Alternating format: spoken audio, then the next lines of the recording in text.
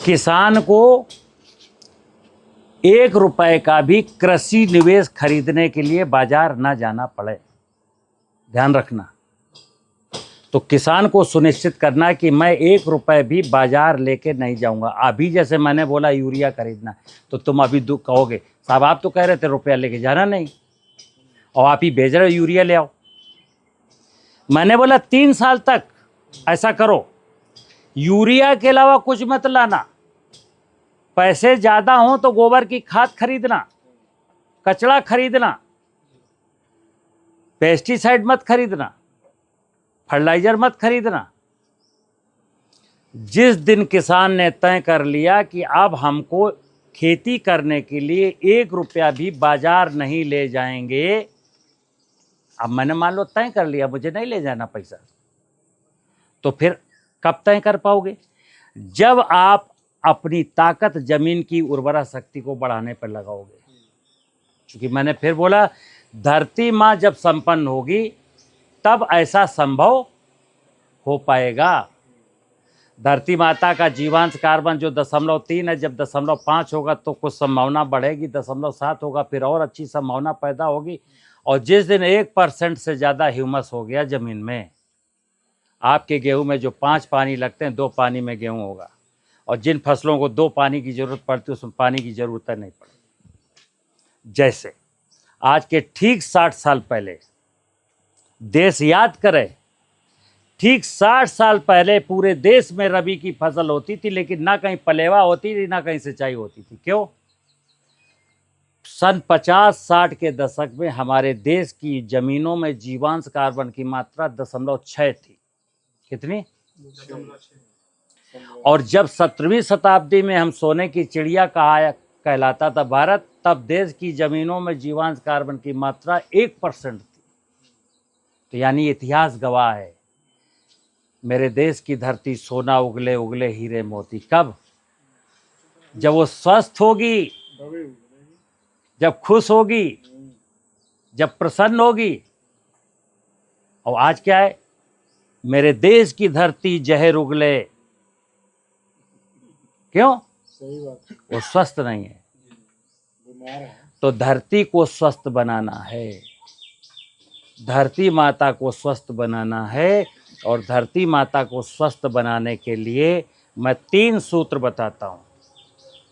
पहला सूत्र, अभी जुलाई आएगी, ब्रह्मा जी के कमंडल से बारिश होगी, जिसको कहते हैं शिव जी का जलाभिषेक। कौन करता है? ब्रह्मा जी करते हैं अपने कमंडल से धरती का जलाभिषेक। और जिस समय धरती का जलाभिषेक शिव करते हैं, उस समय हिंदुस्तान की जनता कांवड़ लेके, जिस समय उनको शिव ब्रह्मा जी के द्वारा जो शिव जी का जलाभिषेक हो रहा है, वो जो जमीन में पानी गिर रहा है मेड़ बना के, उसको रोकने का मतलब है यथार्थ में शिव जी का जलाभिषेक हुआ। बरसात का पानी बह करके खेतों से निकल गया और तुम एक गुड्डे गुड़िया का खेल खेल रहे हो। तो पहला सूत्र है वर्षा का पानी खेत में रोकना चाहिए। दूसरा, खेत की मेड़ों पर पेड़ होने ही चाहिए। यहां पर क्या कहता किसान साहब, छाया मारता है उसके नीचे फसल नहीं होती। पेड़ का मतलब माता पार्वती है, और माता पार्वती शिव जी को छाया नहीं मारती। पेड़ होंगे, जैसे अभी जो जीवाणु मरेंगे, खेत नंगा है और आप पेस्टिसाइड नहीं डालते हो और रबी की फसल काट ली तो जीवाणु मर जाएंगे। और पेड़ होंगे तो पेड़ों के नीचे जिंदा रहेंगे, बारिश होगी, खेत ठंडा होगा, फिर पूरे खेत में फैल जाएंगे। तो आपको ये रोजाना जीवामृत डालने का भी झंझट नहीं है। तो खेत की मेड़ बनाना, खेत की मेड़ों पर पेड़ लगाना, और फसल जो पैदा होती है उसका एक हिस्सा खेत को खिलाना चाहिए, वो है फसल अवशेष। पशु हैं तो वो अवशेष पशु खा ले, गोबर वापस कर दो। और पशु नहीं है तो एज इट इज फसल अवशेष वहीं वापस कर दो। उसको जलाना, बेचना, फेंकना नहीं है, बस आप खेती में जीत जाएंगे। अब जैसे देश का किसान कहे मेड़ नहीं बनाऊंगा, पेड़ नहीं लगाऊंगा, फसल उसे जलाना तो मेरी मजबूरी है। तो फिर सुन लो, फिर आपका और आपके बच्चों का मरना भी जरूरी है। धर्मो रक्षति रक्षता, ये धरती ही धर्म है। धर्म क्या है? धरती ही धर्म है। धरती मेरी आध्यात्मिक माँ है।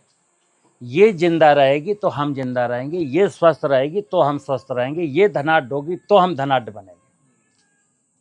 इसको बंजर बनाने के बाद आप धनाढ्य बनने का, स्वस्थ रहने का, सुखी रहने का सपना अगर संजोए हैं तो महामूर्खता।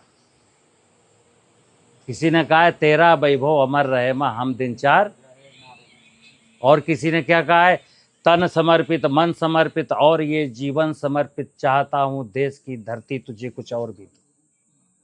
और क्या दूं? इसी देश की धरती के लिए गुरु गोविंद सिंह का इतिहास पढ़ लो।